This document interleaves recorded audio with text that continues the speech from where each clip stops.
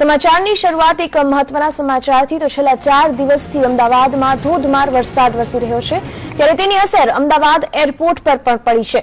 વરસાદને કારણે runway damage થતા ફ્લાઇટ ડાયવર્ટ કરવામાં આવી છે, જેના કારણે અમદાવાદની 2 ફ્લાઇટ ડાયવર્ટ કરવામાં આવી છે તો દિલ્હી અમદાવાદ, મુંબઈ અમદાવાદ ફ્લાઇટ ડાયવર્ટ કરવામાં આવી છે। વરસાદને કારણે અમદાવાદના રસ્તાઓ પર તો ખાડા પડી જ ગયા છે, ત્યારે એરપોર્ટના રનવેની હાલત પણ બિસ્માર થઈ ગઈ છે।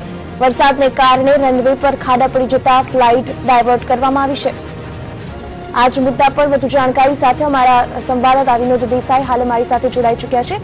જી વિનોદ, જણાવશો કે જે રીતે અમદાવાદમાં વરસાદ અવિરત વરસી રહ્યો છે, અમદાવાદના રસ્તા તો ખરાબ થયા જ છે, પરંતુ હવે એરપોર્ટના રનવેની હાલત પણ ગંભીર જોવા મળી રહી છે। શું માહિતી મળી રહી છે?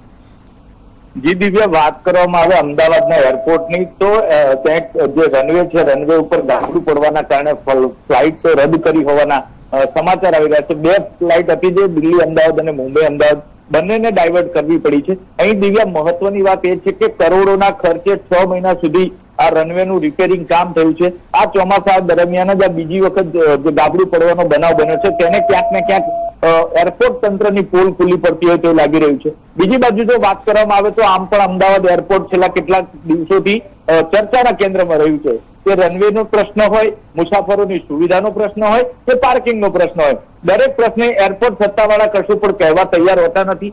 તેમની જે કોન્ટ્રાક્ટરો સાથેની મિલીભગત હોય ક્યાંક ને ક્યાંક તેનો ભોગ પબ્લિકે બનવું પડી રહ્યું છે, કારણ કે જે રીતે આટલા કરોડોના ખર્ચા બાદ રનવે રિપેર થયા, રનવે નવો બન્યા બાદ જેમાં આ પ્રકારના ગાબડા પડતા હોય તો ક્યાંક ને ક્યાંક એરપોર્ટ ઓથોરિટીની આમાં મેલી મુરાદ અથવા તો મેલી ભૂમિકા હોઈ શકે અને ક્યાંક ને ક્યાંક ખાયકી થઈ હોવાની આશંકા હોય એવું સ્પષ્ટ દેખાઈ રહ્યું છે, કારણ કે કરોડોના ખર્ચે રિપેર થયેલા રનવે પર ગાબડા તે ક્યાંક ને ક્યાંક ભ્રષ્ટાચાર તરફ ઇશારો કરતા હોય તેવું સ્પષ્ટ દેખાઈ રહ્યું છે। દિવ્યા, જી આપનો આભાર વિશેષ જાણકારી બદલ।